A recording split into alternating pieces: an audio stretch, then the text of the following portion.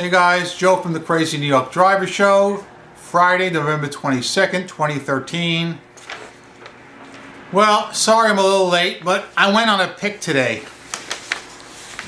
And to give you an idea what a pick is, I'm going to make a video in the next week or two, maybe even before, as soon as I can, about the kind of picks I go on. As you know, I sell a lot of items on eBay Motors, and I want to take you into some junkyards, and I want you to actually go with me and look around, and I want you to see how I get these items. And I want to also explore classic cars. I want to explore buying classic cars that may not be running and may need considerable work, and how to bring them back to life and sell them for a profit. Okay, that will be in a very, very short upcoming video. Hopefully in the next week, as soon as I can get it together. I've already filmed a few segments. But let's talk about eBay today. First of all, I'd like to thank approximately 800 people who watched my last video since last week. 800 people watched the video I put up last Friday regarding eBay, and I thank every one of you. I read all your comments, and I love them because it gives me food and fodder to use for the following week's show. Quite a few of you people have contacted me, and I'm always glad to talk to you, whether it be through YouTube, through eBay, or whatever. Quite a few people have started contacting me through eBay, and I think that's great, and I'll tell you why. If you contact me through eBay, my eBay Motors user ID is Hubcap Joe's. I know you're a real person. I know who you are, and you know who I am. Now guys, if you want to contact me through YouTube, that's fine too. But if you're somebody I don't know, I'm going to check your channel just to see who you are. If you have a blank channel with nothing on it, and you're even hiding the date you joined YouTube, I'm not going to answer. I'm sorry. But if you know why, then you know exactly what I'm referring to. I just want to know who I'm dealing with, that's all. You feel free to contact me with YouTube, with eBay, any way you want. I'll be more than happy to talk to anyone, so long as you're a real person. Alright, that being said, also, I spoke to about 5 or 6 of you on the phone this week. You guys know who you are. It was great talking to each and every one of you. Okay? Now, let's move on to eBay, and let's talk about some situations that are going on. I don't want to talk too much about the Cassini search engine today, because we've been talking about that. I want to concentrate on buyers who are abusing the returns process. However, I do want to talk a little bit about sales. Like last week, I had a great weekend. Excellent weekend for eBay sales. Monday was not bad, okay? Not bad, but it did drop off. And then from Monday, it dropped off even more. Tuesday, Wednesday, Thursday. That is the pattern. And I've talked to a bunch of you guys, and most of you are in agreement with me that the weekends are better, but a few of you say the weekends are terrible for you. Who knows, man? I just wish it would flow like that every week. I wish the weekends would be busy, and I wish the weekdays would be busy as the weekends. Maybe someday that will happen. All right? Now, I want to move on to the main topic of today's video, which is buyers abusing the returns process. I'm going to tell you some of my stories, and I want to share some of yours as well that we've talked about during the week. Please keep in mind that the stories I'm going to talk to you about now happened since last week's video. Remember last week how I talked about people who contact me off eBay to return something? I hate that so much. I really, really despise that. Why? Because it opens up an avenue of extortion and fraud. A person can contact you off eBay and make any demand they want, and then lie to eBay and say they never made that demand. Now, I'm not saying everybody that contacts you off eBay is ill-intentioned, but I will tell you about the kind of people I've met since we've last spoke. And I swear to God, these are true stories. Strike me dead if I'm lying. And it's ironic. Remember last Friday I put my video out at around maybe 4 o'clock in the afternoon? All right. Saturday morning, I swear, I couldn't make this stuff up. I come into work, I'm half awake with my cup of coffee in my hand. I have my coffee. All right. I go on to eBay and I start to list some items because I was taking pictures and I was actually uploading pictures. While I'm uploading pictures, I hear a ding. Ding! You know the sound your cell phone makes? Your iPhone when you get mail? So while the pictures were uploading on my Mac, I went onto my iPhone to check my mail. And it was a question from seller on eBay. The person said, Joe, I bought an item from you, I just got it, and I made a mistake and bought the wrong item. Could I exchange it for what I need? So I read his little letter on here, and I said to myself, I respect the hell out of this buyer.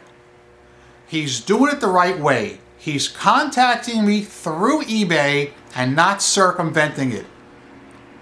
I said, I will definitely make the exchange, even though I got to spend shipping a second time to go to him. I don't care. I'm so happy the guy's obeying the rules. But I couldn't answer him that second because the pictures were still uploading. I was uploading 6 or 8 pictures for a listing. It took no more than a minute. Do you know, guys, before that minute was up, before those pictures were uploaded and I could respond, my phone rings. I'm like, oh no, it couldn't be. Yes, it could be. The guy that I was just praising for doing it through eBay is already calling me on the phone, circumventing eBay. Why? I said to him, are you the man that just sent me the contact request from eBay? He says, yeah. I said, I was going to answer you. I said, it's only been a minute. I'm uploading pictures and I was going to answer you right away. I was going to tell you that, yes, I will be happy to make the exchange. I don't know why they got to do this. So what I did was I did respond to him on eBay and I wrote, as per your telephone call to me, I will gladly exchange the item for the one you need, just send it back. Therefore, I'm covering myself just in case anything bad happens.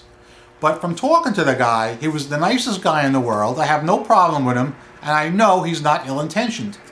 But he could have been. Case number 2. This goes back to last Thursday, I think.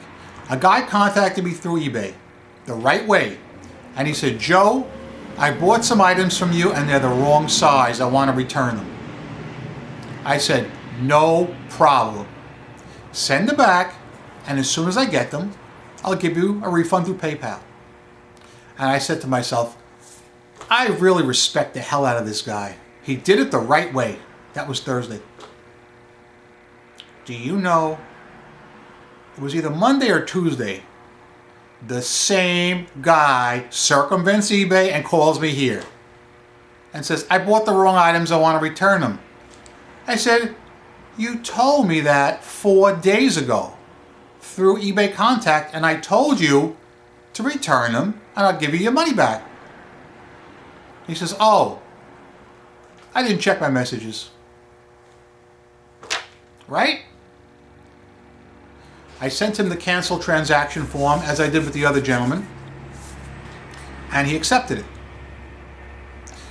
Now this is important because a few people wrote in about canceling a transaction. Can a person neg you? This is really, really a fine line here. So please, if I understand it correctly, if an eBayer writes to you through eBay Contact and says, I bought the wrong item, I want to return it, would you please accept the return? Then yes, you're protected. Okay? However, if you send the person a canceled transaction and there is no dialogue between you and the buyer through eBay, then you're not protected. For instance, hypothetically, let's say somebody bought something from me and I'm out of stock. I don't have it. I send them a canceled transaction form. Whether they accept it or not, it doesn't matter. Let's say they do accept it. Because they didn't request it, they were willing to buy the item, they didn't request it, they can neg me. I'm pretty sure that's the situation if I read into it correctly. Because I did get a few people write in about that and I wanted to clarify that.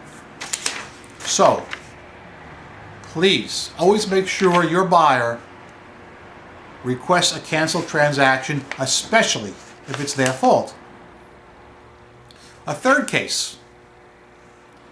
A guy doesn't even contact me through eBay. He goes right around it and contacts me. I said to him, you gotta contact me through eBay. I said, you can't, well, and he's got zero feedback. All right? No surprise there. But, case number 4 is the one that really pissed me off. It's only the second time in my 14-year eBay career this has happened to me. But it has happened to some of you guys. Gary told me about it. It happened to him. I think it happened to Mike. I'm not sure. Have you ever sent a person an item, shipped it out, and maybe a few days or a week later, the guy just sends it back to you without contacting you in any way? Well, that happened to me the other day. A guy just took it upon himself to send an item back to me. All right? What I believe happened was he bought and paid for one hubcap in a buy it now, and I believe he thought he was getting all 4 because he opened the box and just lifted up the edge of it. He didn't even, take it out. The hubcap was never taken out of the box, but you can see the corner was opened and peeled back. He then sealed it up, and he had the unmitigated gall, not just to send it back, but to send it back through the post office. I sent it to him through UPS with a tracking number. He sends it to the post office. I have not heard from the guy. He has not contacted me on eBay or off eBay. Either way, it's going to be bad news. All right? I guarantee you, he's going to do one of two things. He's going to either call me here, which is bad, and I'm going to tell him, I will not refund you until you contact me through eBay. That's the way it's going to be. Or 2, he might just do a chargeback on his credit card. It's amazing. And there's some things on eBay that really mystify me. And it's the way these people handle returns. eBay went through the trouble last year of streamlining the return process. And their process is, I think, real easy. But they need to get the word out to the buyers. For instance, there's many drop-down warnings that say do not complete a transaction off eBay because you're not covered by eBay buyer protection. And that's understandable. Conversely, they need to do it the same way. Do not contact your seller off eBay. Nobody is protected when they do the end run around eBay. I hate that. And it's getting to be a real common thing. eBay seller protection will not kick in unless everything is documented through my messages. So guys, if you take one thing from this week's video, have everyone contact you through eBay messages. If they try and contact you off eBay, say to them, guy, I'll be happy to help you, but you've got to contact me through eBay. Everything has to be on record, and I tell them that. It's got to be on record. I'm also getting quite a few buyers, if I can use that term, that will contact me and ask for special deals. For instance, let's say I have an item that's $100. They will offer me an amount less than $100. Now, I can understand if they offer me 75, 80, 90. That's just a person trying to get a good deal. I don't have a problem with that. You know, but I've noticed in the past, even when they offer reasonable amounts like 75, 85, 90, if I adjust the auction to accommodate their price, they never move forward with the purchase ever. But I had one the other day. I'm not kidding you on this. I had an item for $100. He writes to me, I will offer you $30 because I can get a set of hubcaps, the Taiwan replicas, for $30. And he can. I agree with that part. He can get a set of junky Taiwan replicas for $30. My set was a set of factory, reconditioned OEM hubcaps. The shipping alone is going to cost me $22 UPS, and he wants to offer me $30. Then my eBay fees and my PayPal fees, I'll make nothing, maybe even lose a few dollars. So I wrote back to him. I wrote, Dear, whatever his name was, John Smith, I would go ahead and buy those Taiwan ones. That sounds like a good deal. And he wrote back to me, ha ha ha ha. I can't make this stuff up, guys. I mean, I can understand people wanting a break, but offering 30% of the asking price is just too much. Anyway, I had planned to get deeply into some other topics this week, and I'm sorry I can't. I'm too tired. So I'll postpone them till next week. Now, let's talk about a few things about next week. Next Friday is Black Friday. Black Friday is a day that's dreaded by all retailers. It's a day of aggravation, and it's an overrated retail day as far as I'm concerned. And it's also a slow eBay day. So you guys keep that in mind. Don't expect to set the world on fire next Friday. It ain't going to happen. I'm not sure when I'm going to make next week's video. If I make it Friday afternoon, I won't be able to upload it till Friday night, which means you won't see it till around 8 o'clock. However, I have Thursday off, and depending on the weather, I might do leaves, but if I have some spare time, I might just film it on Thursday, maybe putting it up Thursday night. Not sure yet. But, again, thanks for watching, guys. I'm Crazy New York Driver, and you're not. Your comments are always welcome. I do not remove any comments unless it's a hater comment. If you don't agree with me, you're free to say it. Just don't be mean and nasty. Not that any of you would be that way, because my subscribers are the nicest people on YouTube. And I guess that about brings us to a close. Hit me up with some comments about what we talked about, how your sales are, if people are trying the end run, contacting you off eBay, which I hate. And if you have anything you need me to address next week, comment below, because right now I'm out. Bye.